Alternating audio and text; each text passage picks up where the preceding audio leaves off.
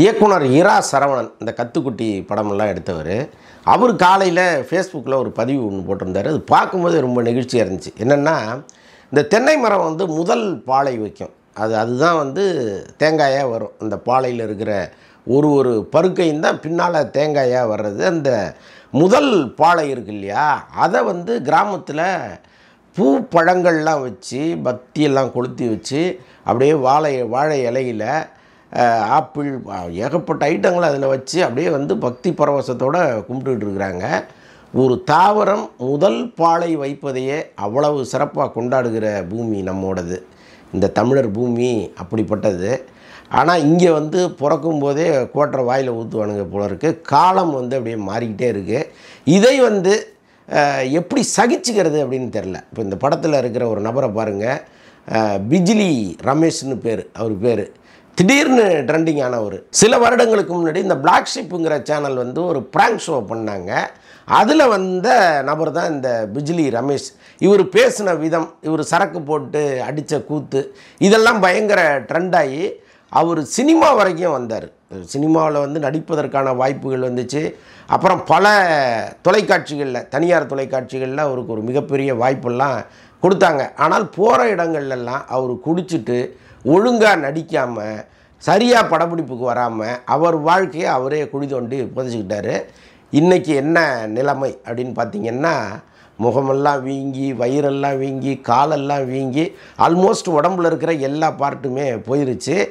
அவருடைய மனைவி கதற பேட்டி கொடுத்துட்ருக்காங்க. அவர் எல்லாத்துக்கும் காரணம் இந்த குடி தான் அப்படின்னு சொல்லிகிட்டு இருக்காரு.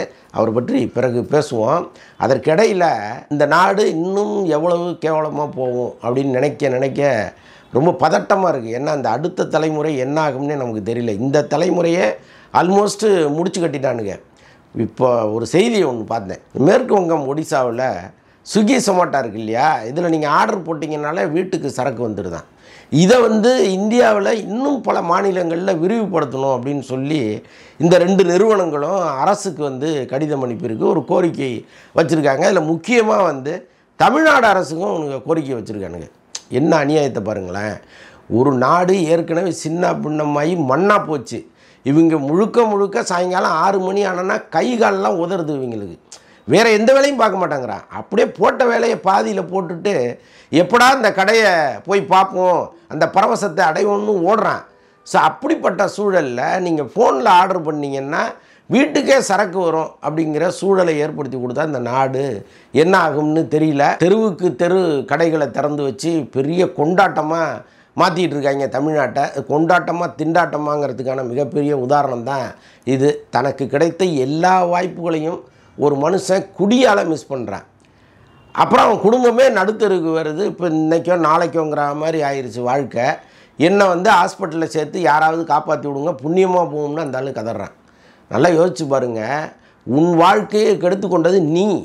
அதுக்கு எதுக்கு மற்றவங்க ஹெல்ப் பண்ணணும்னு தெரில. இதில் ரஜினி ஹெல்ப் பண்ணணுமா? அவர் போகாத ஊருக்கெல்லாம் போய் ஆடாத ஆட்டமெல்லாம் ஆடி கொஞ்சம் காசு எடுத்துகிட்டு வர்றாரு. இப்போ அம்பானி வீட்டில் அவர் ஆடினது மிகப்பெரிய சர்ச்சையாக மாறி இருக்குது. பணம் வேணுங்கிறதுக்காக இவ்வளோ கீழ்த்தரமாக போவீங்கன்னா இங்கே பிடிச்சி பயங்கரமாக திட்டிகிட்டு இருக்கானுங்க. ஸோ இப்படிப்பட்ட சூழலில் அவர் சம்பாரித்து யாருக்காக சேர்ப்பார்? அவர் பிள்ளைகளுக்காக சேர்ப்பார், அவர் பேரனுங்களுக்காக சேர்ப்பார். தான தர்மம் பண்ணுறதுக்கும் ஒரு தகுதி வேணும் இல்லை? இப்போ தகுதி அறிந்து பிச்சைடுன்னு தான் அந்த காலத்துலேருந்து சொல்லியிருக்கிறாங்க. இப்படி குடிச்சுவிட்டு வயிறு வீங்கி கிடப்பீங்க, உங்களுக்கு ரஜினி ஹெல்ப் பண்ணுவாரா? இதுக்காக தான் அவர் வெயில்லை மழையில் இன்னும் நடித்தாரா என்ன? ஸோ அதனால் இந்த வீடியோக்களை பார்க்குற பல பேர் நம்ம கீழே கமெண்ட்லலாம் படிக்கிறேன், யாருமே அனுதாபம் தெரிவித்து கருத்துக்களை போடவே இல்லை.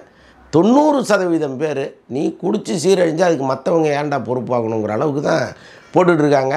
ஆனால் இதற்கெல்லாம் பொறுப்பாக வேண்டிய இடத்துல அரசாங்கம் இருக்குது. இந்த அரசாங்கம் பல காரணங்களை சொல்லி நாங்கள் மதுக்கடைகளை குறைக்கிறோம், மதுக்கடைகளுடைய நேரத்தை நாங்கள் குறைக்கிறோம், அப்படி இப்படிலாம் காரணங்கள் சொன்னால் கூட இது டார்கெட் வச்சு விற்றுக்கிட்டு இருக்காங்க. இப்போ தீபாவளி பொங்கல் வந்ததுன்னா இவ்வளவுக்கு நீங்கள் விற்கணும்னு ஒரு டார்கெட்டை வச்சு விற்றுக்கிட்டு இருக்காங்க. அரசாங்கத்திட்ட கேட்டால் உங்கள் கட்சியை சார்ந்தவர்களே சாராய அதிபர்களாக இருக்காங்க, அவங்களே பல ஆலைகளை நடத்துகிறாங்க அப்படின்னா அதுக்கு அவங்க ஒரு காரணம் சொல்கிறாங்க.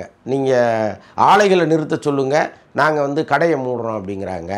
ஆலை அதிபர்கள்ட்ட போய் கேட்டிங்கன்னா கடைகளை மூட சொல்லுங்கள், நாங்கள் ஆலையை மூடுறோம் அப்படிங்கிறாங்க. இதில் அதிமுக திமுகங்கிற கட்சி வேறுபாடே கிடையாது. இவங்களுக்கு கூட்டணி எங்கே தெரியுமா இருக்குது? இந்த சாராயம் விற்கிறதுல தான் இருக்குது.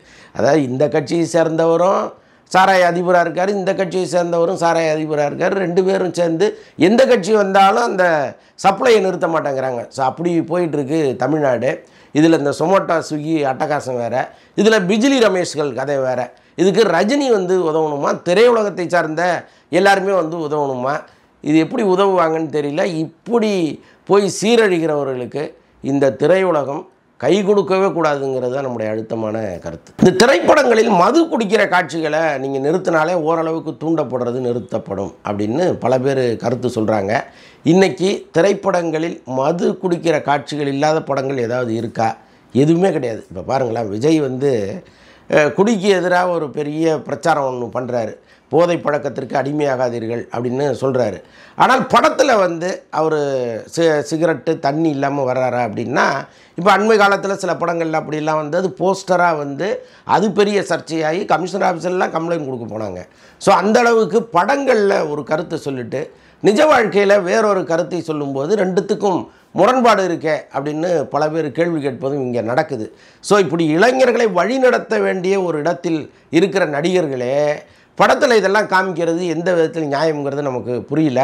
இப்போ ரஜினி வந்து அவருடைய ரசிகர்களுக்கு அட்வைஸ் பண்ணுறாரு, தயவுசெய்து யாருமே குடிக்காதீங்க, நான் என் வாழ்க்கையில் நிறையா கற்றுக்கிட்டேன், அதை தான் நான் உங்களுக்கு சொல்கிறேன் அப்படின்னு அவர் சொல்கிறாரு. அதற்கப்புறமும் அவர்களில் ஏதோ ஓரளவுக்கு ஒரு 50% பேர் திருந்திருப்பாங்கன்னு நான் நம்புகிறேன்.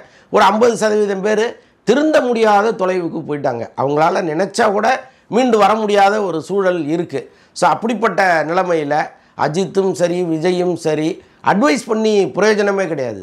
இந்த மாதிரி குடிகாரர்கள் நாளைக்கு வந்து ஹெல்ப்னு வீட்டு வாசல் நின்னாங்கன்னா அவங்களுக்கு உதவாமல் இருக்கிறதே ஒரு மிகப்பெரிய விஷயம். நம்மளை வந்து 2 பேருமே கைவிட்டுருவாங்க. நம்ம வந்து அவங்க படத்தை பார்த்து குடித்தோம், ஆனால் அவங்க வீட்டில் போய் நின்னா 10 பைசா கூட நமக்கு தேராதுங்கிற நிலைமை வந்ததுன்னா கொஞ்சம் இங்கே வாயை அடக்கிறதுக்கு வழி இருக்குது. ஆனால் இவர்கள் திரைப்படங்களில் மதுவை காட்டாமல் இருப்பது ரொம்ப நல்லது. இப்போ பார்த்திங்கன்னா ஆந்திராவில் வந்து ரகுல் பிரீத் சிங் தம்பியை அரெஸ்ட் பண்ணியிருக்கிறாங்க. என்னடா பிரச்சனைன்னா போதைப் பொருள் அப்படின்னு கொக்கைன்னு என்னென்னமோ பேர் சொல்கிறாங்க. அதெல்லாம் கிலோ கணக்கில் பிடிச்சிருக்கிறாங்க. ஆந்திராவில் வந்து கடந்த சில மாதங்களுக்கு முன்னாடி ஒரு மதுபான விடுதியில் ரைடு அடிச்சிங்கன்னா ஃபுல்லாக நடிகைகள் அவங்க தப்பிச்சு ஓடினதெல்லாம் பார்த்தோம். இன்றைக்கி வந்து அந்த நடிகர் சங்க தலைவர் மஞ்சு அவர் வந்து ஒரு மிகப்பெரிய கண்டனத்தை தெரிவிச்சிருக்கிறார் மீடியாக்களுக்கு. என்ன சொல்கிறாருன்னா, தப்பாக நீங்கள் தகவல்களை எங்களை பற்றி எழுதிக்கிட்டு இருக்கீங்க, இங்கே நடிகைகளினுடைய தனிப்பட்ட வாழ்க்கையை நீங்கள் எழுதுனீங்கன்னா நாங்கள் வந்து சும்மா இருக்க மாட்டோம் அப்படின்லாம் சொல்கிறாரு. அவர் சொல்கிற அந்த தனிப்பட்ட வாழ்க்கைங்கிறது குடி தான். இப்போ நேற்று ரகுல் பிரீத் சிங் தம்பி சிக்கின பிறகு யாருக்கெல்லாம் அவர் மதுவை சப்ளை பண்ணார், யாருக்கெல்லாம் கொக்கைன் சப்ளை பண்ணாருன்னு ஆந்திர பத்திரிகைகள் எழுத ஆரம்பிச்சிருக்கு. அதில் பல நடிகைகள் பேரெல்லாம் அவங்க குறிப்பிடுறாங்க. ஸோ இதை தான் வந்து நடிகர் சங்கம் வந்து பயங்கரமாக எச்சரிக்குது. ஆந்திரா வரைக்கும் வந்தது, தமிழ்நாட்டுக்கு வருவதற்கு எவ்வளவு காலம் ஆகும்னு தெரியல. இங்கேருந்து பல பேர் ஆந்திராவிலையும் ஹைதராபாத்லேயும் ஷூட்டிங் நடத்திட்டு இருக்காங்க. அந்த பின்னணி என்னங்கிறத கூட விசாரிக்கணுங்கிற அளவுக்கு நிலைமை போயிட்டுருக்கு. ஸோ இப்படிப்பட்ட சூழலில் நடிகர்கள் சொன்னால் தான் மக்கள் கேட்பாங்க. அந்த இடத்துல இன்றைக்கி நடிகர்கள்லாம் இருக்காங்க. எல்லா நடிகர்களும் இல்லைனாலும் குறிப்பிட்ட சில பேர் சொன்னால் அந்த மக்கள் கேட்குற இடத்துல இருக்காங்க. அவங்கள உயிருக்கு உயிராக நேசிக்கிறாங்க. அப்படிப்பட்ட நடிகர்கள் முக்கியமாக ரஜினி, கமல், அஜித், விஜய், அப்புறம் இன்னும் பல பேர், தனுஷ், சிம்பு, இப்படி எல்லாருமே அந்த கேட்டகரியில் இருக்காங்க. இவங்க எல்லாருமே இதை வந்து ஒரு முக்கியமான பிரச்சாரமாகவே எடுத்தாங்கன்னா ஓரளவுக்கு இந்த பிரச்சனையை தீர்க்கலான்னு நான் நம்புகிறேன். ஏன்னா அரசாங்கத்தை நம்பி பிரயோஜனம் இல்லை. இப்போ பாருங்களேன், நெடுஞ்சாலையில் வந்து மதுக்கடைகள் இருக்கக்கூடாதுன்னு கோர்ட்டு ஒரு தீர்ப்பு சொன்னிச்சு. உடனே என்ன பண்ணுறான், அந்த போர்டு வந்து முன்பக்கம் வச்சுருக்கான்ல, அந்த வாசல் முன்பக்கம் இருக்குல்ல, அப்படியே திருப்பி பின்பக்கம் வச்சுட்டான். வாசலில் வச்சா தானே அது நெடுஞ்சாலை கணக்கில் வருது. பக்கத்தில் அப்படியே ஒரு சந்து அட்ரஸை போட்டால் வாசலை திருப்பி விடாங்கிறான். அப்போ ஆக மொத்தம் வந்து ரோட்டில் காரையோ லாரியோ நிறுத்திட்டு இறங்கி போய் நீங்கள் வாங்கிட்டு வந்து குடிக்கிற அளவுக்கெல்லாம் வசதிகள் இருக்குது. பல இடங்களில் இந்த மதுக்கடைகளை மூடுங்கன்னு கத்தி கதறி நுர தள்ளி செத்து போனவங்க நிறைய பேர் இருக்காங்க. நுர தள்ளி செத்த போனவங்க நிறைய பேர் இருக்காங்க. அந்த நுரை என்னன்னா பீர் நுரை. சரக்கு நுரை அது பண்ணி செத்து போனவங்க பல பேர் இருக்கான். ஸோ இப்படிப்பட்ட சூழலில் பிஜிலி ரமேஷ்கள் ஒருத்தர் கிடையாது. பிஜிலி ரமேஷ் மாதிரி இன்னும் பல நூறு பேர்கள் இங்கே வருவாங்க.